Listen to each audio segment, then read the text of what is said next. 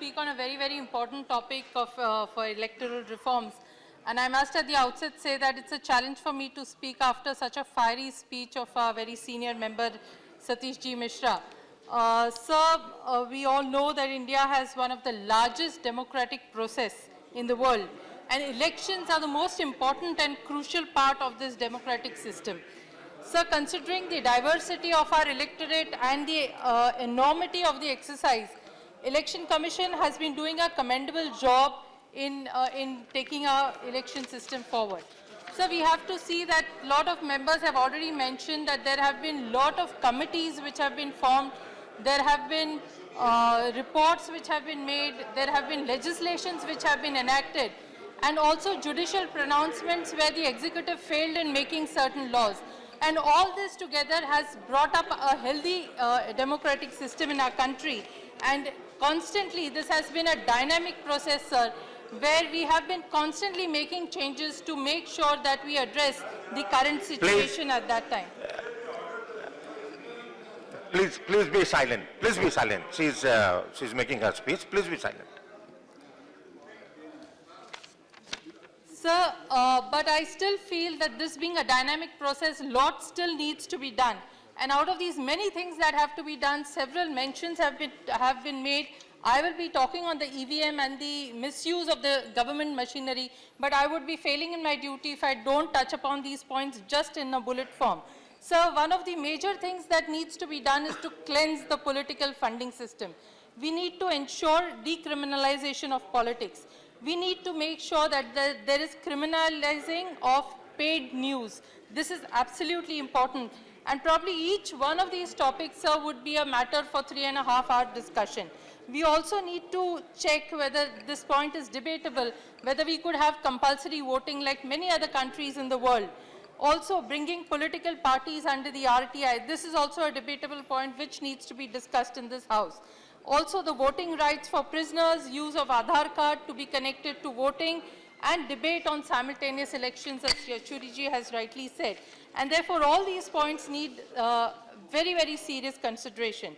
But, sir, it is the topic of EVM which Satish Mishra ji and several of our senior members have touched upon, which I would like to also talk about. Sir, there has been a lot of hue and cry in all the states which went for election. In my state of Maharashtra, we had local self-government elections. And even these elections, we saw that the EVM machines have been tampered. They have been rigged. Elections have been rigged. And therefore, there is a hue and cry everywhere, just as Mishra ji said, that it's not the people who have got defeated who are on the road. It's the people when they come to know that there is a Jhopatpatti which decided, I'm not going to vote for this particular candidate. But when it comes to seeing the count of votes which he has got, he realizes that he has got a bunch of votes, almost 80% of the votes polled there. So these are these people who are coming to the roads, taking to the roads and saying that this just cannot happen. So this is something that we are seeing everywhere that the elections have taken place. It is unfortunate to see, sir, that the Election Commission has always maintained that EVM machines cannot be tampered with. And I'm really surprised to see that when the members of the ruling party talk about EVM machines, they should give in to this demand which has been made by their own very member, Dr. Subramaniam Swamy, the Supreme Court ruling which says that EVM machines need to have a VVPAT, but unfortunately nobody talks about it. They only talk about EVM machines not being, cannot be tampered with. Honestly, sir, I or all of us would like to believe that it cannot be tampered with. But the fact is not so. So today, technology is on the run. Whatever we do today is old tomorrow. And therefore, we have to make sure that every electronic equipment that is produced can be hacked, can be tampered with. Maybe when the EVM machines came into existence, that time this kind of technology did not exist. But today, everything can be done. The other day, there was a friend of mine who showed me a technology where suppose I give a call to my colleague, and the number which should come on his mobile is my number. But that doesn't happen. It shows somebody else's number. So this is something where technology is just taking a different turn. And therefore, everything is possible. And in fact, the Supreme Court also has said this in its judgment. Mishra ji has read it out. I will also like to read out in para number 29.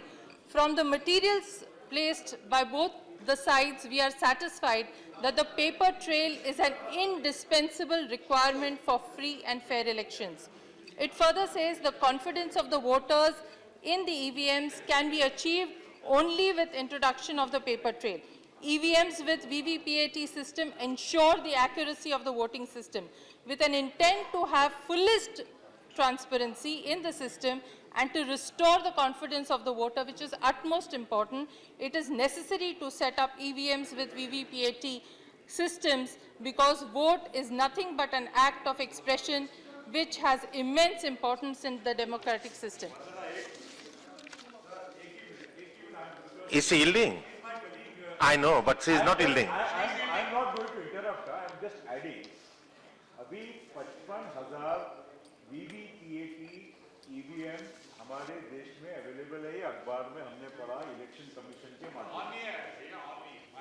55,000 EVM VVPAT के अभी इस देश में अभी उपलब्ध हैं और अभी से अगले चुनाव आने तक 6-8 महीने का समय है।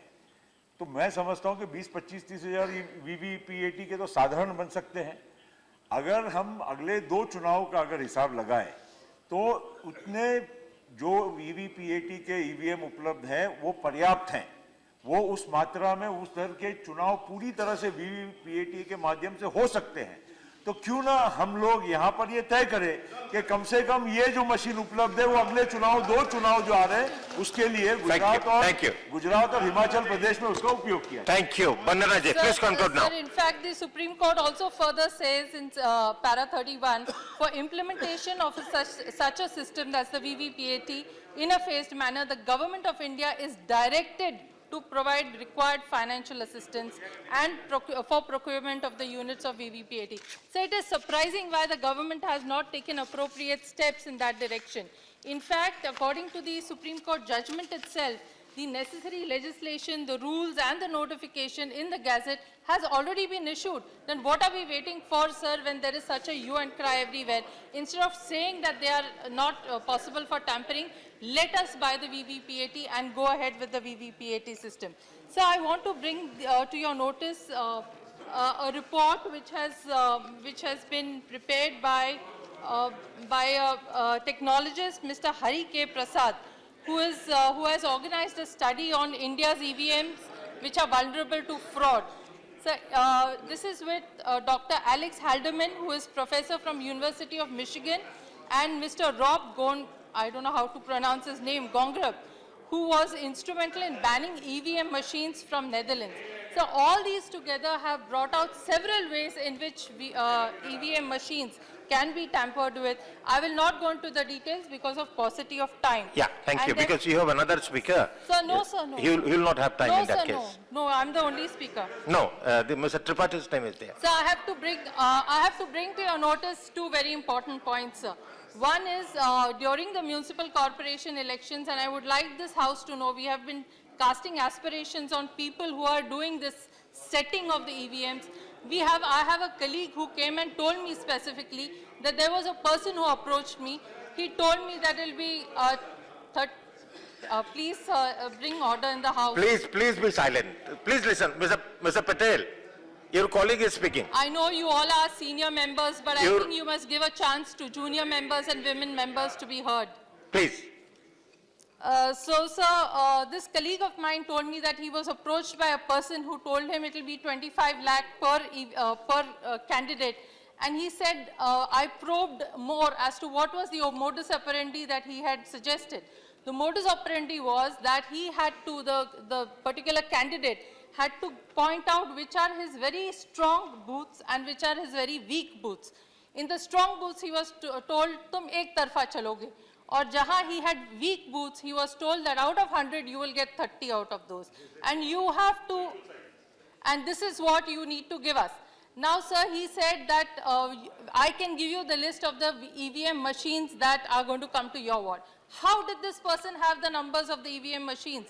He took the record and it is found that those were the very EVM machines which came to the ward. So this is something which is absolutely alarming. And he was also told that please, you have to give us a room in the circumference of 1 kilometer where we can manage all this. So that means something is happening. We don't know what is happening. There is some technology which is definitely being used to rig the elections, and this is a concrete point. So second example, another colleague, he was also approached by a similar person, not the same person.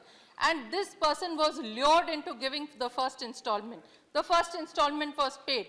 But then later when the elections came close, the person came back and told him, sorry, we cannot do it for you. We have a lot of tension, lot of pressure, we can't do it for you. Now, how can this happen? So these are things which really put our minds to suspect that there is something absolutely wrong. Talking about rigging and tampering the EVM machines, so I would like to come to my last point, which will show that it's not only about tampering machines, it's also about incorrect counting of the EVM machines. So why did we go from the manual system to the EVM system? One, because we came into a technological age. Second, because we didn't want to do it manually because it takes a long time. And third, obviously, there should not be any error left. So I would like to point out to you that we had 41 wards in the Pune Municipal Corporation. Now, these 41 wards, we got the figures of the votes polled on the 21st of February, obviously the day of the elections. It was put on the PMC website that these are the number of votes polled in that particular ward. Now, the counting was 2 days later, that is on the 23rd. It is common sense that the number of votes polled should correspond to the number of votes counted, because you have to have the same number of votes. Unfortunately, in our system, we had one ward having 4 people, 4 corporators. That also is something which is extremely questionable, and if you give me the time, I'm going to say this. Now, all 4... You have no time, please. Please conclude. Sir, but let me say this. Sir, this is being quite unfair, sir. Sir, this is being quite unfair. Sir, you will be surprised that out of all the 41 wards, number of votes polled, number of votes counted should match, isn't it? Yes. There could be 1% error, there could be 2% error, there should not be actually. Sir, not a single ward corresponds to the number of votes polled. Sir, the difference is, in some places the difference is 13, some places 60, some places minus 95, some places minus 341, some places minus 528. Sir, not a single ward where it corresponds. Now, all the four candidates in that particular ward also should poll the same number of votes. None of them out of 41, 25 don't. So that means, sir, that means it is not only being tampered, but these EVM machines... Please, let her finish. No. You are not called. Please. So this is not only about tampering, it's about also EVM machines not working properly. And if we are going to use this kind of system for our electoral system, then it is the death of democracy. When I cast a vote, it is my right that my vote has to be counted. If it is not going to be counted, there is no use of this adult franchise that we have. My last point, sir, about this is absolutely serious. In fact, I would like the Petitions Committee Chairman, I think Anand Sharma ji is the Petitions Committee Chairman. No, he's not. I don't know whether they can take it suo moto, or we would like to put in a petition to question this. So today people are coming on the road, people are sitting for hunger strikes, there is a morcha being taken out. Who is there to hear us? Who is there to come for our redressal? Nobody takes the charge, nobody takes the responsibility. So, sir, what is the Aam Janta going to do about this? So the last point which I want to say is the government is... How many last? This is very important, sir, please. So the government is interfering. Please come to Pune. Do you want to see a photograph? Do you want to see an Anta Yatra of the EVM machine? Show him letter. Please address the chair. Sir, I will give you photographs. I will give you photographs. EVM machines also have been changed, which I don't have time, therefore I cannot say. But EVM machines have been changed in the wards. Sir, the government has taken the machinery of the elections totally in its hand. How did they come up with 4 people per ward?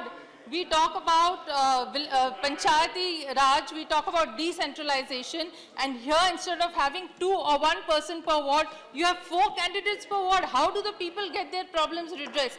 And the kind of wards that they've made, sir, you can have a rectangular ward, you can have a square ward. This is the shape of the ward, sir, a fan shape.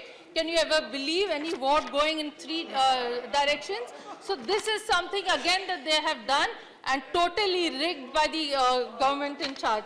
Sir, I have to bring to your notice that one of the senior leaders of the BJP in Pune, when there was speculation as to how many seats everybody is going to get, the speculation was that BJP would get, say, 60 to 65. And this was the only person who kept saying that if we will get 92, and if we don't get 92 seats, I will resign from politics forever. How can he have this kind of confidence, sir? Thank you. Thank you, Ms. Thank you, Srimati Sahu. No, no, I mean, the time is given here. No. Sir, Yeah, please conclude. Please conclude. I mean, sir, am I making... Sir, am I making irrelevant points? Sir,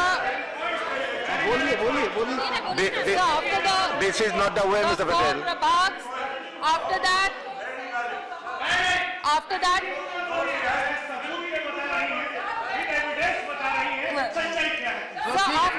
when the elections were happening, and when the elections... Why are you taking our time? 5:30 So why are you stifling the voice of truth? So when the elections were happening and the forms were being scrutinized, the ROs, the returning officers were left, right and center just blowing away the forms of everybody except the BJP candidates. Why, sir? If the OBC candidate with the OBC certificate from their party said that I can contest election from our party, her candidature was not allowed only on the ground by saying that your certificate is in your maiden name when she has contested elections earlier. This is the kind of hierarchy which they have been showing. My last point, sir, in law, the principle, my winding up. Please. You wind up now. So, in law, the principle is justice not only should be done, but also seem to have been done. That is the very important maxim in law. Sir, in a healthy democracy, elections not only should ensure fairness, they must instill faith amongst the people, which unfortunately has been lost by this government.